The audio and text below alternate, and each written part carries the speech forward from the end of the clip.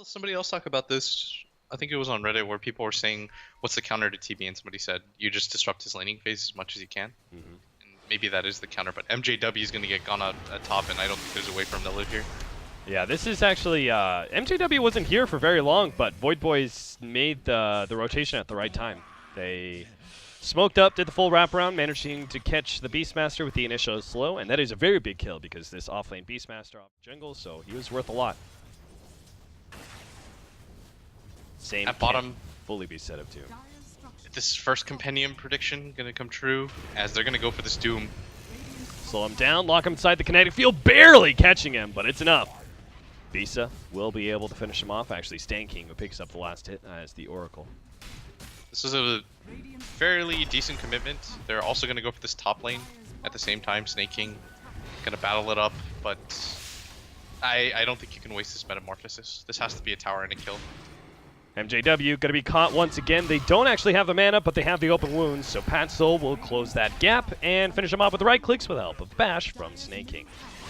That did mean all three cores were up there in the top lane to kill that Beastmaster, but they are going to take a tier 1 for it at least. Kill on Bisa, but if they can actually close it out, it'll all be worth it. Bisa is forward now. The Doom's going to be able to wrap around from behind. They've got the slow, and they've got him dead.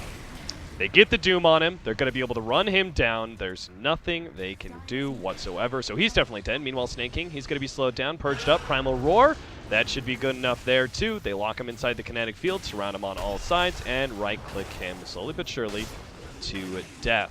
1-for-1 trade-off, but the kill on Bisa, way more important than the kill on Snake King.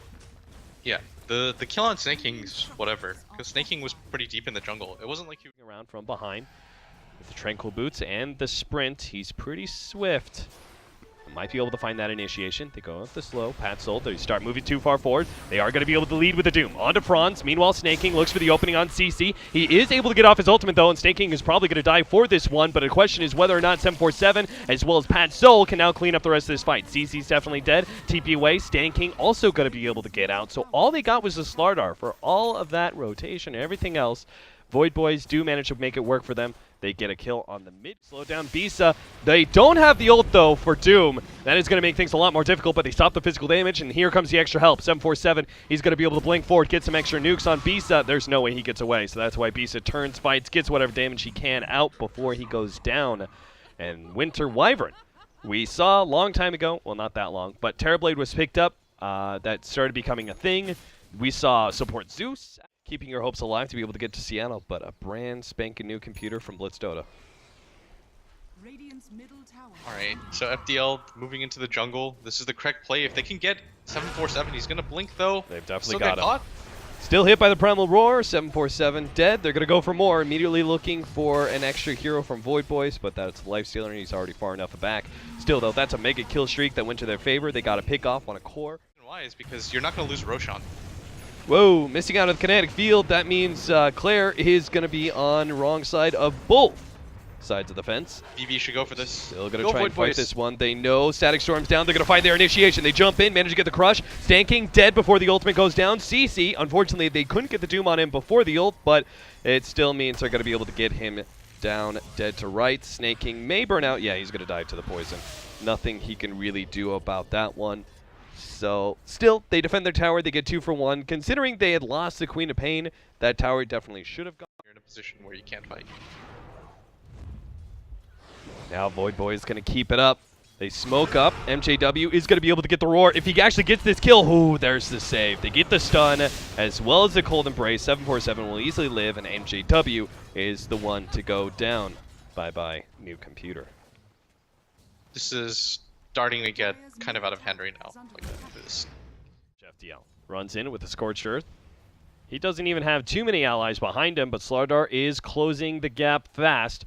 He's sprinting his way forward. They're going to try and fight Clairvoyance now. MJW not fully committing, but he's going to run into the Snake King with a Doom-Man Crush. Now pops out the Lifestealer. They go for the kill on Clairvoyance. MJW gets that much at least, but still another 1-for-2 trade to the favor of Void Boys. They were trying to avoid that fight. FDL at all costs. Yeah. Because there's no reason to fight around the Aegis. Void Boys Currently, rush this mid-tier 2 tower, which Yeah. is what they're going to do, but they're going to get collapsed on from behind. Yeah, it doesn't really matter if they get the tier 2. If the dire side get the better initiation, they ignore the courier just to make sure they get the better initiation. Okay. But Franz is quick with the static storm. Pulls back Snaking. Snaking in some serious trouble, already blown down to half HP. That leaves Pat Soul kind of stranded. Goes straight for Stan King, but there goes the Winter Wyvern. Oh, Jesus, the Terrorblade. He has no mercy. No regard for human life. He's tearing through hero after hero. Gets stunned up by Snaking. Can they turn this one around? Bisa getting lower and lower. Bisa the carry, eating through. Rampage for him. 747. He gets him in the end, but it costs him his life. Ultimately 6 down from Void Boys as Bisa picks up the Rampage and FDL are back in it, boys. So we might be correct. Actually landing on 2, but Franz instantly with a static storm once again with the quick reactions will slow down the initiation of Void Boys. They'll get the Aegis into their hands. Now the Winter's Curse laid onto CC. That's going to be a good one, but there's the save from Stan King.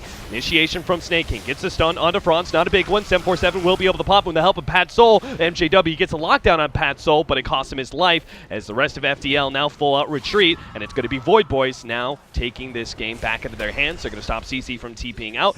3 down. Courier or Aegis in their hands, and they actually don't lose a single hero, even a Megaponer surviving through that.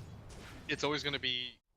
I don't think he wants a chance getting picked off this top lane by a Doom or something. Well, maybe if the rest of his team actually backs him up, they're going to try and bait this Venomancer, and it may be successful. The Slardar, with the Lifestealer in tow, is going to make the initiation. 2-man stun, and they instantly pop Stan King. Look for Franz next. Pat Soul, he can't take him on. Now he's fighting the Terrorblade, but this is a fight he's going to lose eventually. The Static Storm comes through. That's going to be the Aegis down. The News come through. Bisa going to be locked in by the Winter's Curse there of Omega Poner. They're looking to be able to finish him off underneath the silence. Can't get the Sunder down. The nukes of Omega Poner finish him off. MJW managed to get a kill at least, but he's trying to back himself away. Won't be able to escape from the claws of the Lifestealer. He clutches onto those kills. 4 for 2 to the favor of Void Boys. And they managed to pick up the gem again. This is going to go their way just because... All going to come down to Roshan. CC actually initiating pretty early here, but he knows he's got the backup here of the Oracle to potentially save him. We'll see if it actually turns out to be true. The ultimate not really threatening these heroes too much. CC will end up dead even on HP, so he's good. And 747 is actually going to be the one who goes down. So he dies eventually to the poison. That is so weirdly obnoxious that at one point they thought they were going to win that. You could force a buyback, but it shouldn't even come to that right now. Snaking looking for the initiation. It's going to come in through the side. Goes in, comes up. Oh, he overshoots Oh it. no, he's a little bit off the mark, and now he won't be able to get off the Slytherin Crutch. He may be popped. Meanwhile, on the front lines, Bisa's going to get doomed up, but it may not matter. He's got the full metamorphosis. He's right-clicking away. He turned towards 747 next. He's got the save with the Oracle, but it doesn't seem to be enough. He's going to be popping surely as Void Boys take the beginning of the fight. Now CC gets off another ultimate. That's going to ensure the Doom goes down, but Pat Soul will keep himself alive off of the HP of CC as he lifesteals through and brings him down before the TP completes. Another 2 for 3. This time, though, the racks are gone. Void Boys have lost mid.